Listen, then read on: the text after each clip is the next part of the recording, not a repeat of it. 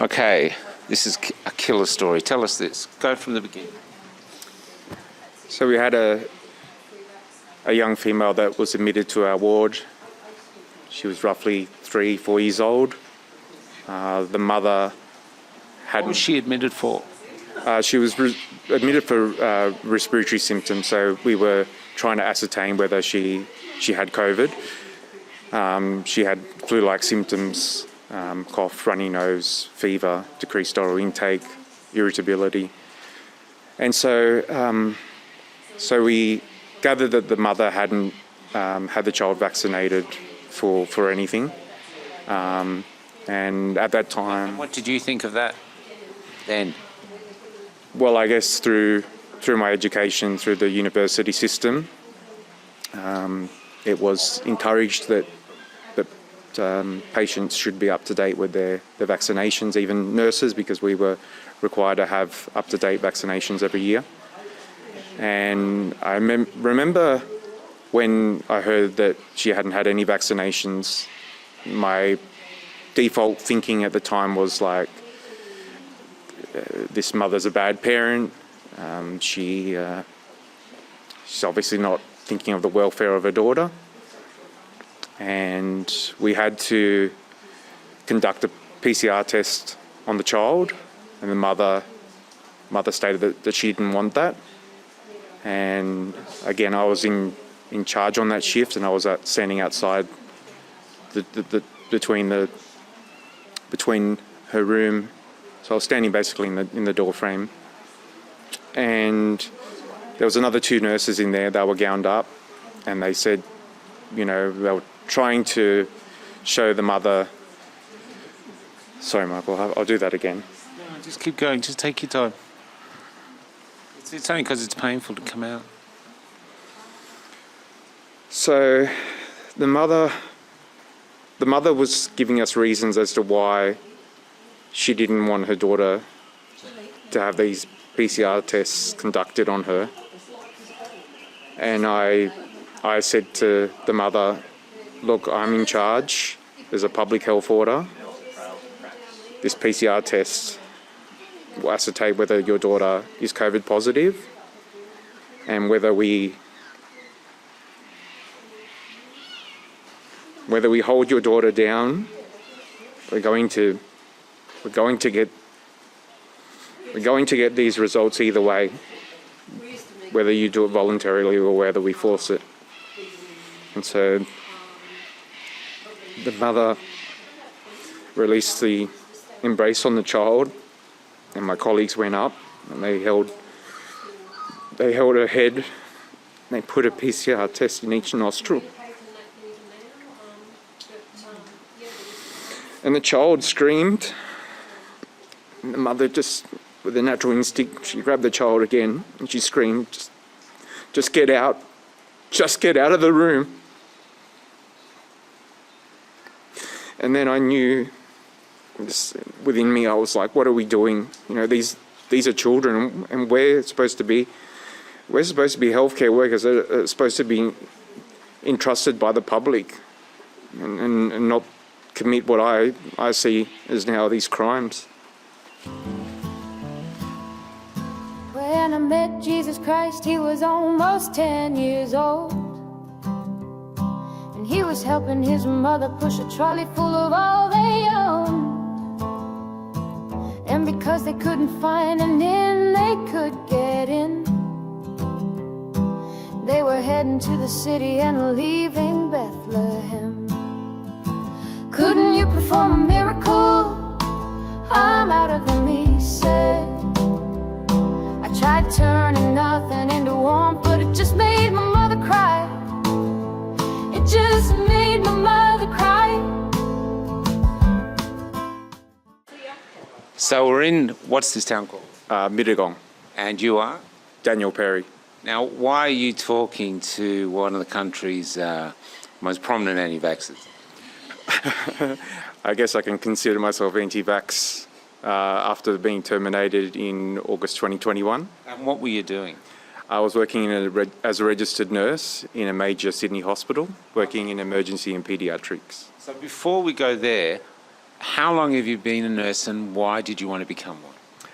I became a nurse in 2014, February 2014. So I was a nurse for 7.5 years. Prior to completing my graduation, I did some rural placements in Broken Hill and Wilcannia, and I thought, wow, this career will open up many opportunities for me. And what was it about the work you enjoyed? I think when most nurses get asked that question, it's about helping people. I try and think of what else, but I think that's pretty much the fundamental aim of the career. It's a calling more than just choosing any job. So I really I totally believe that. So you feel like at the end of the shift, you feel like you've helped in people's lives. You've changed people's lives for the better, even if it's in a small way. Yeah. I really felt on shifts like when you really had a trauma admission that had come into emergency. It's like, that's it. Everyone get in there. This is what we trained for. Everyone was really supportive of each other. We sort of supported each other with baby showers, birthdays, retirements. Everyone was really, really close team. And then that all changed, of course, with COVID. It did change especially in the last few months before I was stood down and terminated. Yeah, everyone sort of went really quiet about their beliefs and just complied. So you actually worked through the pandemic itself before the vaccine turned up? Yeah, I worked through the whole pandemic and until I said to them, you know, I know that I'm going to be stood down at the end of September 2021, but I'm more than willing and able and ready to get back into the workforce if you allow me. And the only prerequisite you had is you didn't want to take this juice. Yeah, and I didn't want to disclose it to the management of my hospital, but they kept on sending correspondence letters to me saying, you need to prove vax status. We assume that you yet to be vaccinated. You have until the 30th of September. And even after the 30th of September, they were still sending emails saying, if you reconsider and you can provide us with your vaccine status, then you'll be able to be reintegrated back into your team. Wow. When you're in the Sydney hospital, so were you completely overrun with people suffering from COVID? Was the hospital like really, really busy with people suffering and dying of COVID? Well, I sort of think back to a few years prior to COVID being a common word. So 2017, 2018, yeah, the hospitals were full. That was with the flu epidemic? That was with the flu epidemic, yeah. Yeah, there was a winter that we only had 7 New South Wales ambulance vans on the road in the state. So, you know, it was really like, well, which patients can be discharged? And really, I guess it was carelessness on the part of the hospital system, because it's like, well, let's discharge the people who seem to be the most well, and if they do need to return to the hospital, then, you know, they can call an ambulance. But if there's only 7, I guess you have to be one of those 7 lucky people that end up being transferred to hospital. So that 2017 was busier than when the pandemic turned up? Yeah. 2020, I believe, was busy, still busy. But it seemed like whenever there was a lockdown, everyone was really reluctant to come to hospital. Following week, when the lockdowns were released, that was it. Everyone was back into emergency.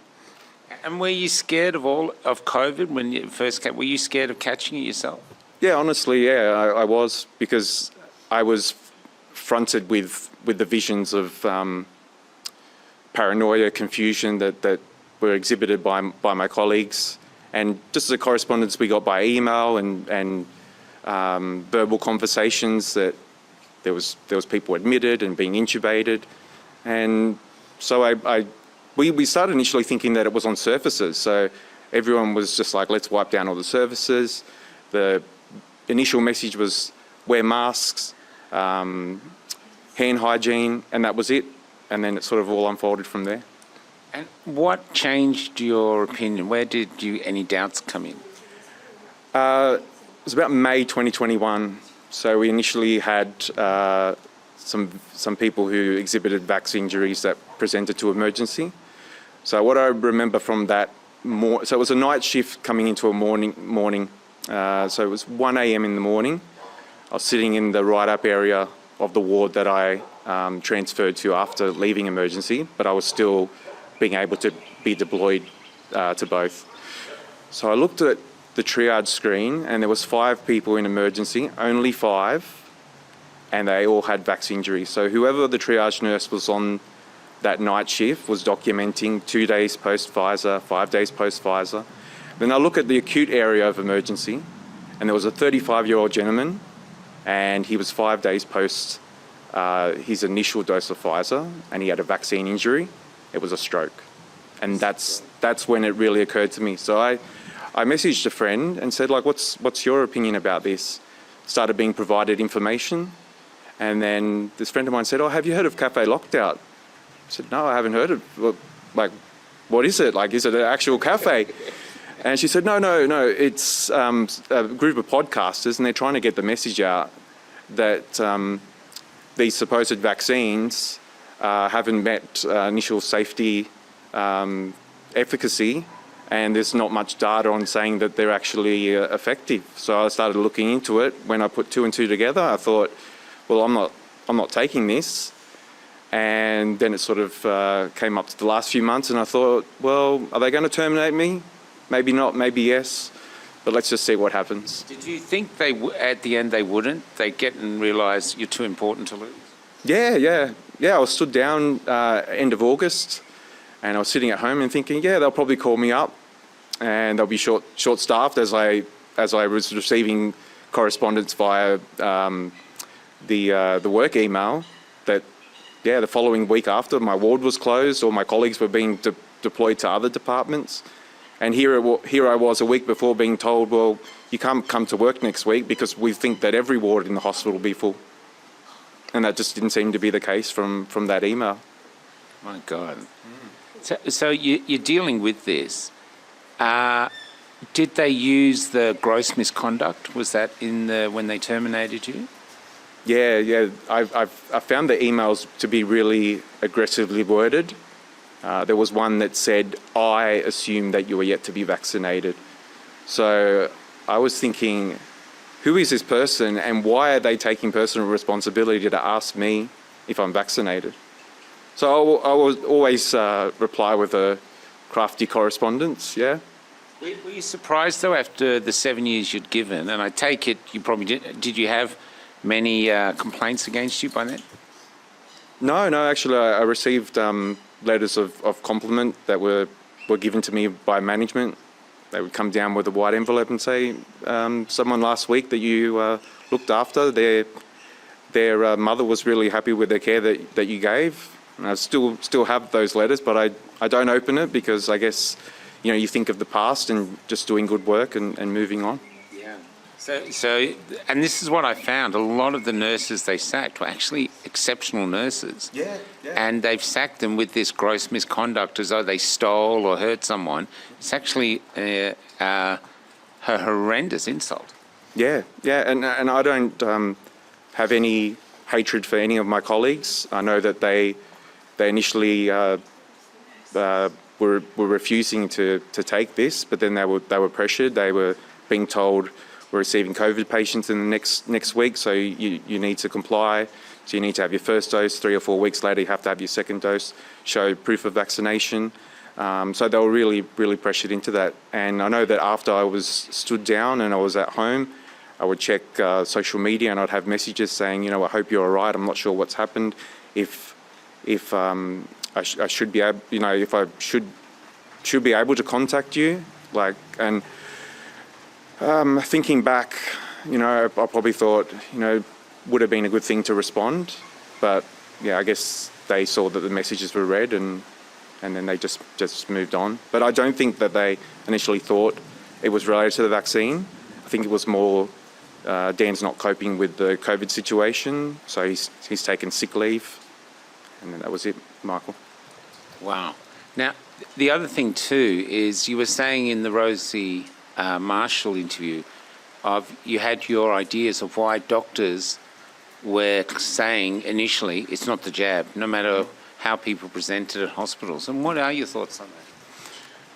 Well, just after I had that interview, I recollected some thoughts on why that possibly could be. And I was thinking to a few occasions in emergency where we had mental health patients present, and they would present and say, I've got chest pain, I had chest pain yesterday, I've been 3 or 4 times into the hospital. And so I guess they would dismiss that because the results would come back, we've done the ECG, we've done the bloods, this mustn't be chest pain, it's something else. And so I think that we have these people now that do have these legitimate concerns with their health. And so possibly for that reason, the nurses are like, well, we're getting all these people coming in. Maybe they're stress, anxiety. Maybe other nurses are realising it, but they're too scared to speak up because they've got bills and a reputation to keep amongst their colleagues. So it was well known that if you dared to publicly say this is probably from the vaccine, you'd lose your job. Yeah, there was an occasion in the past where there would be something on the media about some trauma situation. It could be drive-by shooting, something along those lines, and we would have those people in our emergency department. The media would come in and say, "Oh, do you still have this person in the emergency department, or have they been transferred to ICU?" So we weren't allowed to give out that information. So there would be an internal email circulating saying, the media are outside. So as you finish or you're coming to work for your shift, please do not consult with the media. Tell them to come through the media centre. And what happened to you personally after you lost your job? I mean, how about, did your family and friends, social circles support you, or did you lose out there too?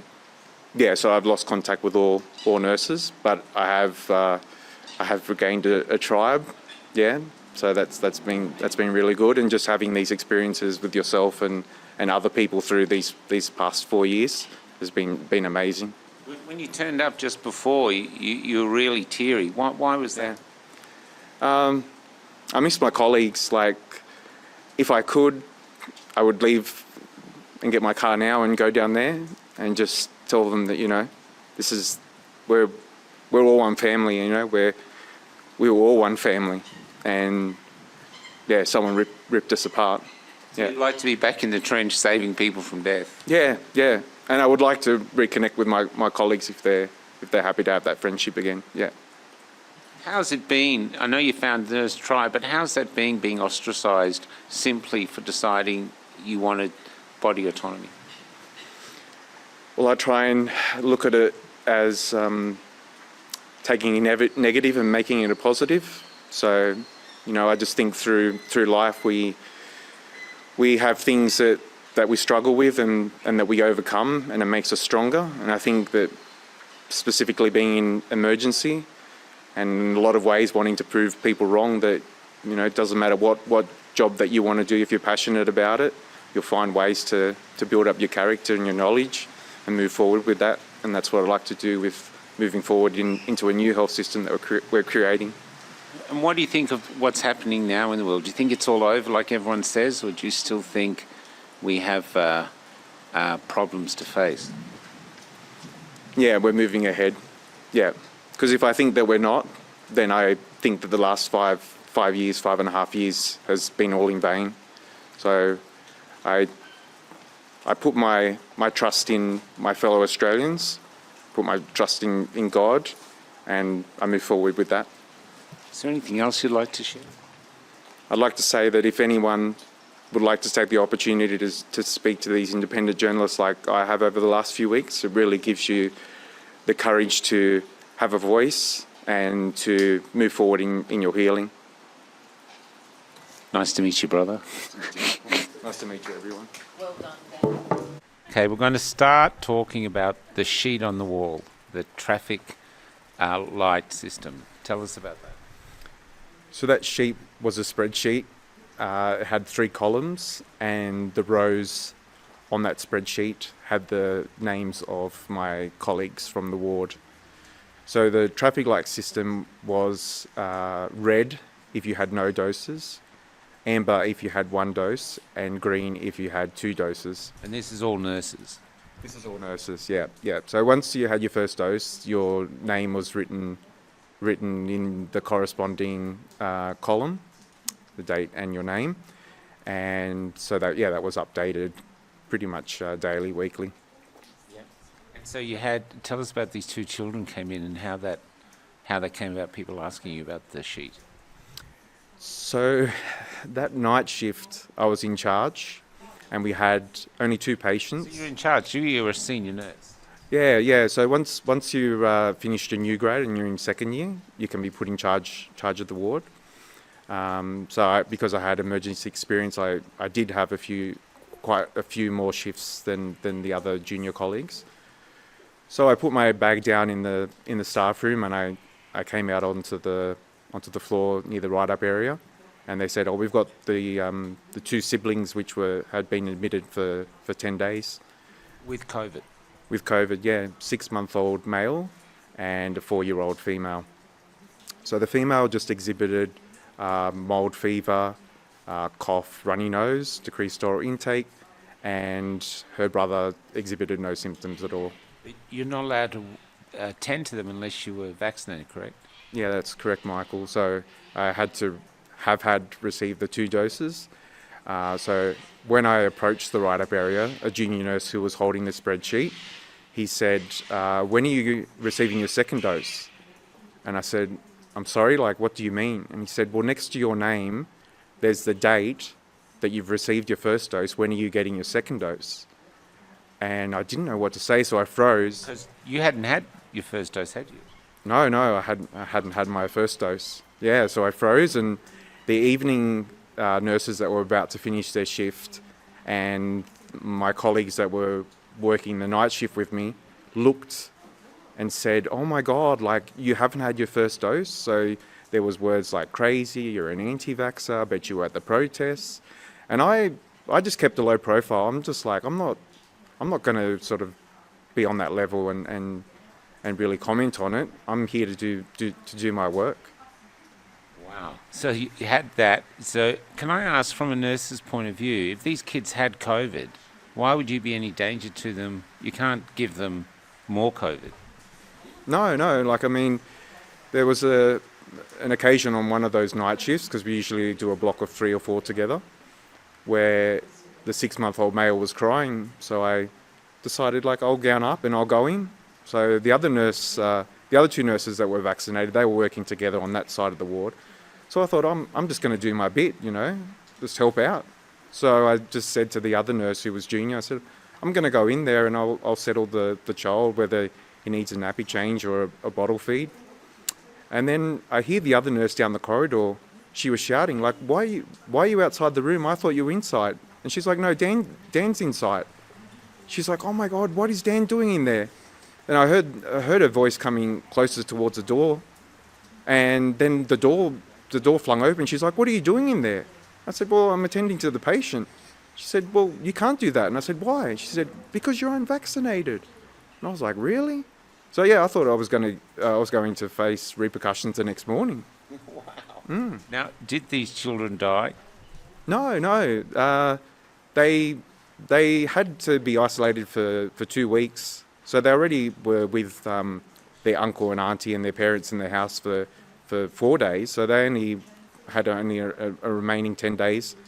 The 6-month-old male went home a few days before his sister. And yeah, there was really nothing that I could be concerned about. Did you see anything in the hospital that would explain the amount of panic and fear that we were seeing on the TV? Yeah, everyone was just engrossed in watching the news. But I mean, amount of patients coming in, like flooded with people dying of COVID. I didn't personally see what was happening in ICU. I know that I heard that they were admitting patients and quite a few patients were intubated. I didn't personally see that myself, but what I was really disgusted with personally that I tried to intervene was when we had just a 4-year-old female that was on the ward. So she was the only patient on the ward for pretty much the whole time that she was there. And She's there for 2 weeks. she was there for 10 days. 10 days, she's the only patient. Yeah, yeah. And only patient, she was told that she was to remain in the room. They would give her colouring books, bring her in food. If she opened up the door and came out of the room, they would say, no, you have to go back in. You can't be outside. And a few nurses that are mothers were saying, well, you know, if it was my daughter, I wouldn't be too happy about this. So I saw the after hours manager. So this was on a weekend, and I just said to him, like, you know, she's the only patient on our ward. We've got an outdoor open space. You know, there's play equipment. I'm happy to wipe that play equipment down. And he just sort of looks at me strangely and looks me up and down and said, "Are you serious? She can't go out there. She's got COVID." And he walked off. And I was like, well, I've really said something that I was trying to provide a solution for. There's no getting through to these people. Okay, this is a killer story. Tell us this. Go from the beginning. So we had a young female that was admitted to our ward. She was roughly 3-4 years old. The mother had... What was she admitted for? She was admitted for respiratory symptoms, so we were trying to ascertain whether she had COVID. She had flu-like symptoms, cough, runny nose, fever, decreased oral intake, irritability. And so we gathered that the mother hadn't had the child vaccinated for anything. And at that time... What did you think of that then? Well, I guess through my education, through the university system, it was encouraged that patients should be up to date with their vaccinations, even nurses, because we were required to have up-to-date vaccinations every year. And I remember when I heard that she hadn't had any vaccinations, my default thinking at the time was like, this mother's a bad parent. She's obviously not thinking of the welfare of her daughter. And we had to conduct a PCR test on the child, and the mother stated that she didn't want that. And again, I was in charge on that shift, and I was standing outside between her room. So I was standing basically in the door frame, and there was another 2 nurses in there. They were gowned up, and they said, you know, they were trying to show the mother. Sorry, Michael, I'll do that again. No, just keep going. Just take your time. It's only because it's painful to come out. So the mother was giving us reasons as to why she didn't want her daughter to have these PCR tests conducted on her. And I said to the mother, look, I'm in charge. There's a public health order. This PCR test will ascertain whether your daughter is COVID positive, and whether we hold your daughter down, we're going to get these results either way, whether you do it voluntarily or whether we force it. And so the mother released the embrace on the child, and my colleagues went up and they held her head, and they put a PCR test in each nostril.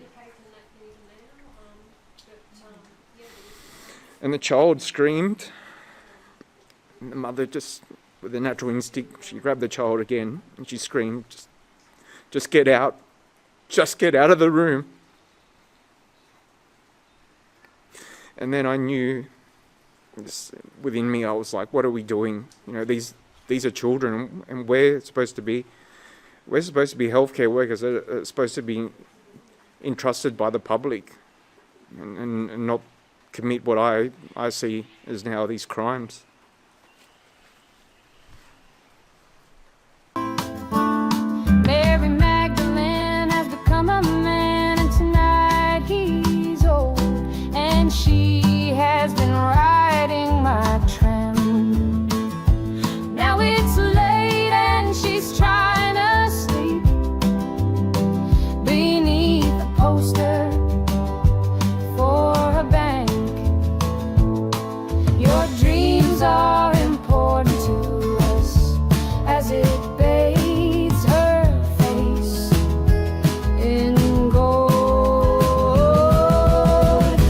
give us your natural gifts. We make wealth from toil. Come pretend for history's page that we're advancing Australia fair. Let's pretend that we're all advancing Australia fair.